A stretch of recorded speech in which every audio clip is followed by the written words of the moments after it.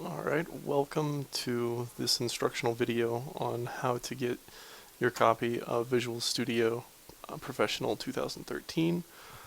I have the link right here. You click on it, takes you to DreamSpark. Very first link right here, Visual Studio 2013. It's the one you want to go get.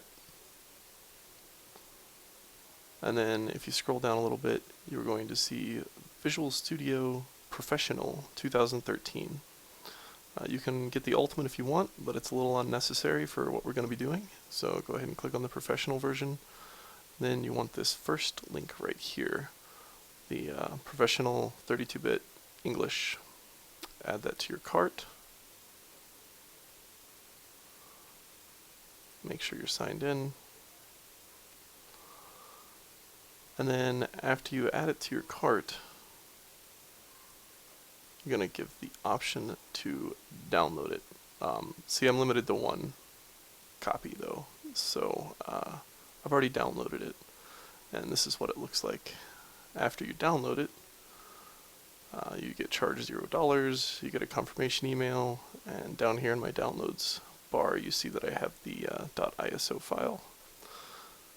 So next step is to install Visual Studio, which can be done by mounting the ISO. So if you're in a newer version of Windows, just double click it, opens it up like it's a folder. Double click on the VS Professional exe, and then choose where you want to install it. I'm going to install mine in a different location because my C drive is a little bit clogged. Okay, make sure you agree to their terms, and then hit, I don't want to join the Experience program. You don't really need Blend, you don't need Light Switch. I'm going to go ahead and install C++ because I need it for something else. Go ahead and get the SQL Server tools off of there as well.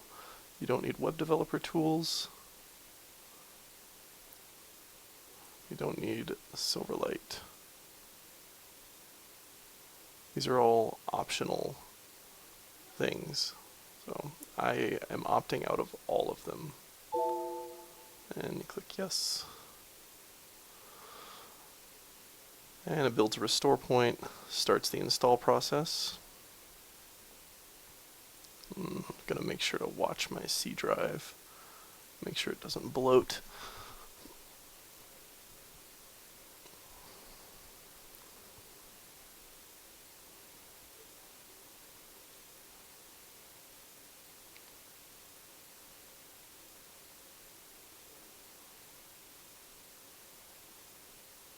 So this process could take, longer time. It depends on your computer. Looks like I'm going to be running at about 10 minutes or so. Should finish relatively quick.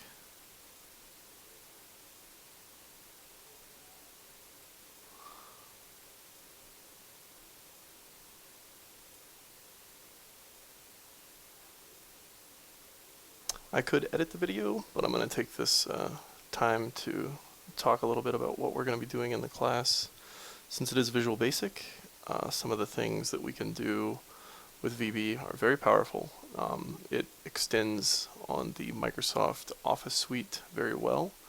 You can make very good plugins for Excel, Outlook, those type of things.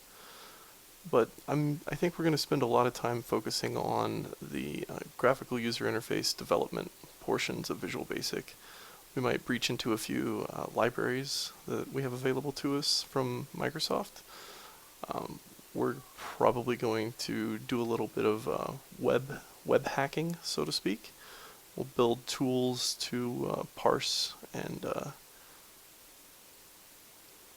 automatically fill out web forms. Just some ideas.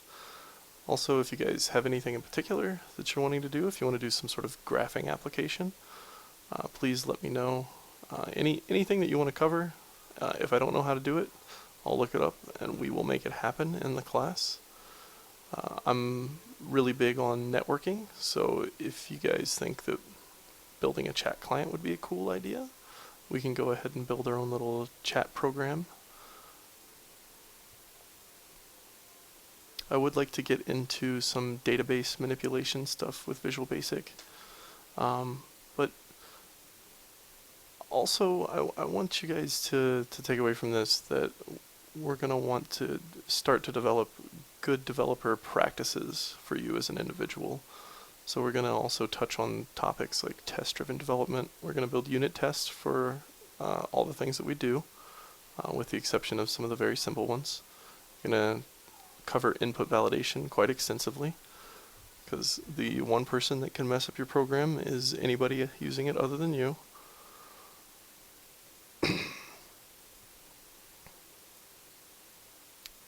I think that's about it. Make sure you have your book. We're not going to be going verbatim through the book, but I am going to reference the book materials kind of frequently, and I'll use it as a guiding tool. Although Microsoft does have quite extensive documentation on all their libraries and APIs up on the MSDN.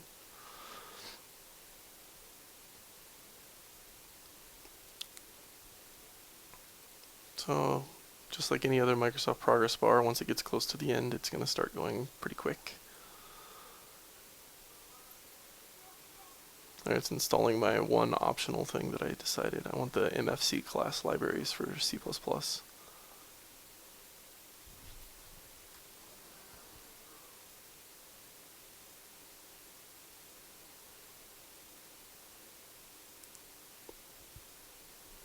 If you've never worked with a compiled language before, Visual Basic is a pretty easy one to start with. It wasn't the one that I started with, but I have a friend who is also a professional developer, and he began working in Visual Basic back when we were both in high school still.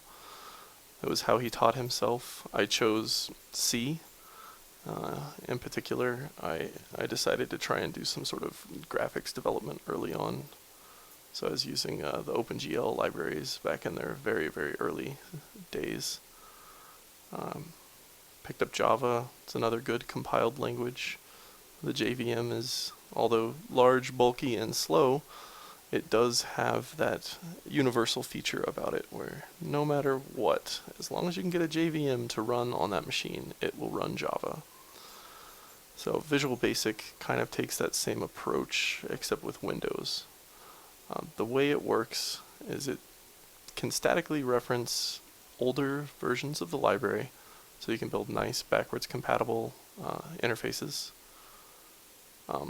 There's two different ways to build an interface with Visual Basic. One of them is using the Windows Forms method, and the other one's using WPF. We're going to touch on both of those throughout the course of the class, and it's kind of personal preference which one you like better.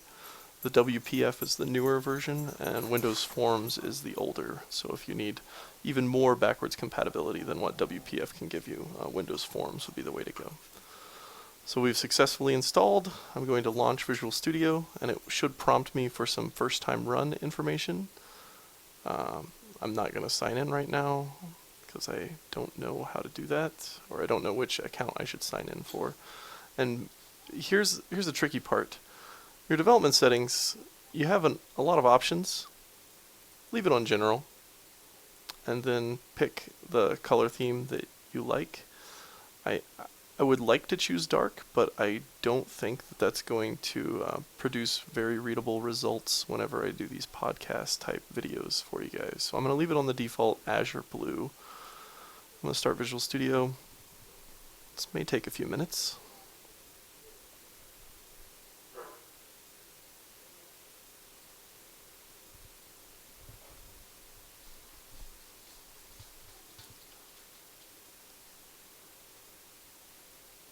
And there we go.